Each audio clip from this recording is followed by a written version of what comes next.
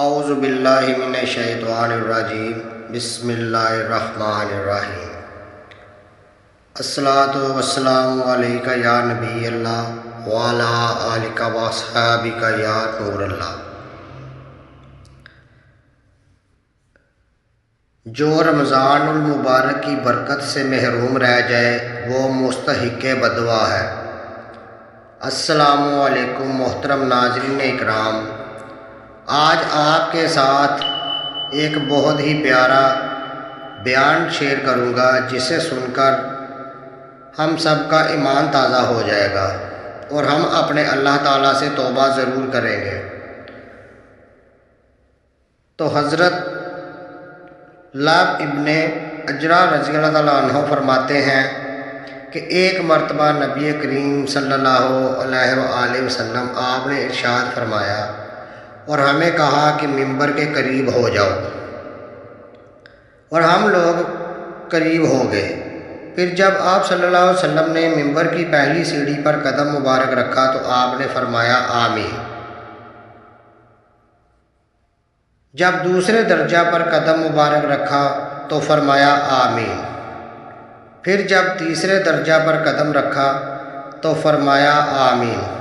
ہم نے عرض کیا یا رسول اللہ صلی اللہ علیہ وآلہ وسلم، آج ہم نے آپ سے ایسی بات سنی جو پہلے کبھی نہیں سنی تھی۔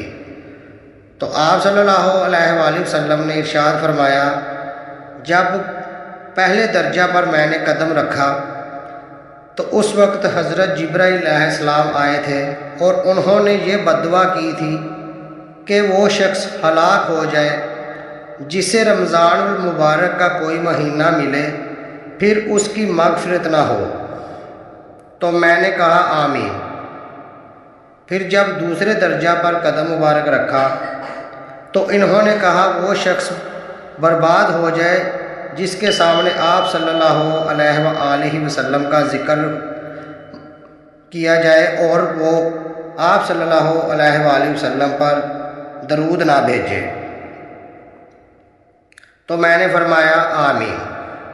پھر جب تیسرے درجہ پر چڑھا تو حضرت جبرائیل علیہ السلام نے فرمایا کہ وہ شخص بھی ہلاک ہو جائے جو اپنی زندگی میں اپنے والدین یا ان میں سے کسی ایک کو بڑھاپے کے زمانے میں پائے اور وہ اسے جنت میں داخل نہ کرائیں۔ تو میں نے فرمایا آمین۔ محترم ناظرین اکرام، امید کرتا ہوں کہ یہ ویڈیو آپ کو پسند آئی ہوگی۔ مزید میری ایسی اسلامک ویڈیو دیکھنے کے لیے چینل کو سبسکرائب ضرور کریں اور بیل والا آئیکن ضرور دبائیں۔ اگر آپ اس ویڈیو کو فیس بک پر دیکھ رہے ہیں تو فالو ضرور کریں۔ شکریہ، اللہ حافظ۔